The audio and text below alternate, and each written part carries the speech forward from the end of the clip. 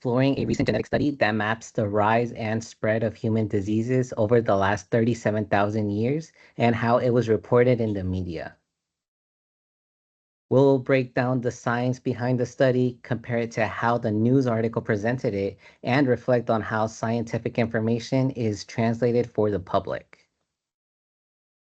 So, the article that we chose to take a deep dive on was written and published by the New York Times, and it is called A 37,000-Year Chronicle of What Ailed Us, and it was written by Carl Zimmer.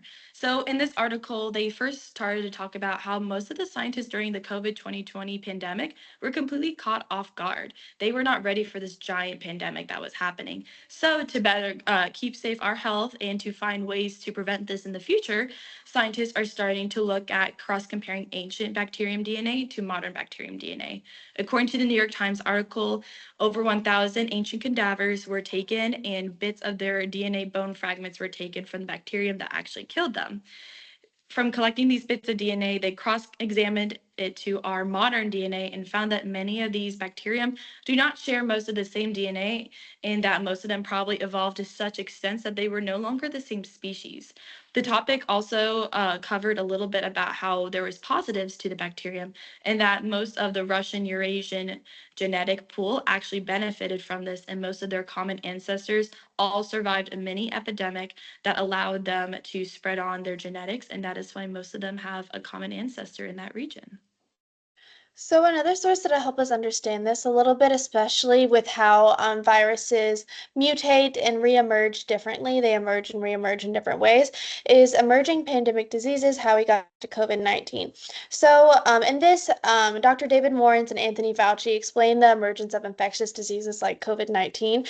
And so the infectious diseases go through an immense number of stages. So they emerge, sometimes they can die down and then they emerge again. This is because viruses want to survive long term and will try to adapt to the human body on a cellular level in a long term survival strategy. So, this helps explain reemergences of the same disease after time has passed. And the viruses can also evolve to coexist with the human system in certain cases in the human DNA, which helps explain latent viruses like some parts of the herpes virus, and that somewhat sometimes come back. And then also, it explains pathogenic relationships from humans to animals, where diseases can mutate and change in order to go from animals to humans and vice versa.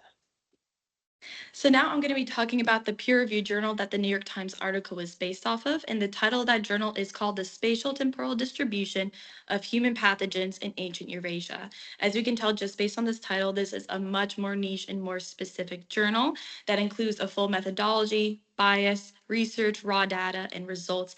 Two of the things that I want to focus on that the New York Times did not focus on is the method that they use to collect the DNA. They use a method called ANI, and I'm going to be referring to another journal published in the Journal of Microbiology and Genetics that discusses what ANI is. So ANI is used as a term called average nucleotide identity.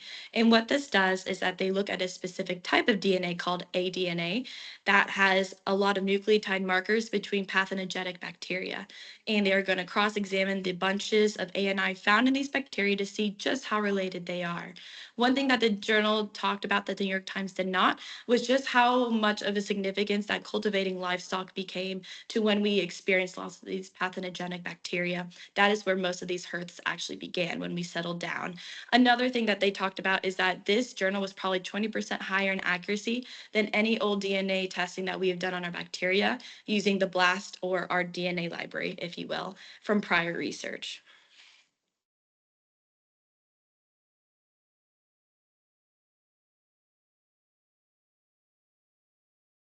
So, a little bit of the difference between the article and the journal. So the difference between the article and the journal is that the article only has 5 citations total, including the original scientific journal article. So it also includes another New York Times article as one of the citations, and then also a random web page about the Peloponnesian War. So it is safe to say that the article does not have nearly as many peer-reviewed citations as the journal does, which has over 80 other peer-reviewed sources. Another one also that is important is that there aren't images or mathematical equation, and the data avoids using numbers when possible. In the article, where in the journal it goes a lot more into specifics about certain kinds of numbers and the numbers of certain diseases. As well as the article starts with a hook to mention different pandemics of interest like HIV, SARS, COVID, which is the same virus, and then the Zika virus. And so a lot of the article is geared towards interest from pandemics and certain diseases. So also, additionally, something that the article says that the journal does not quite say the same way is that the article says that it's a genetic chronicle documenting the rise of 214 diseases across Europe and Asia. That's not necessarily true. So the journal actually just used archaeological evidence to create a spatiotemporal map of pathogenic diseases. So they cross-tested certain diseases based on people that had died from an infectious disease and saw which ones popped up. It wasn't necessarily a genetic chronicle about certain like meant to be a timeline. It was more just seeing what diseases were found back at that time period. And they also found more than 214 diseases. They also found 278 other diseases that they thought were only in animals nowadays that they actually found that these people had passed away from as well. So they were finding out a lot more about the different kinds of bacteria rather than having a chronicle about diseases. Here we're going to do a side-by-side comparison between the peer-reviewed journal article and the New York Times article that reported on it. Starting with the audience, the journal article is written for a scientific audience, experts in genetics, archaeology, or epidemiology.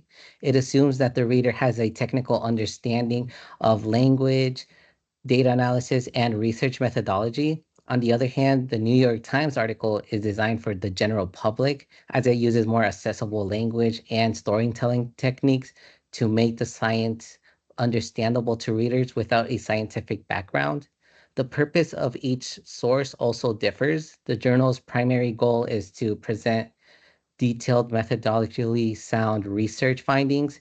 It documents how the study was conducted, the raw data that was collected, and what conclusions could be drawn.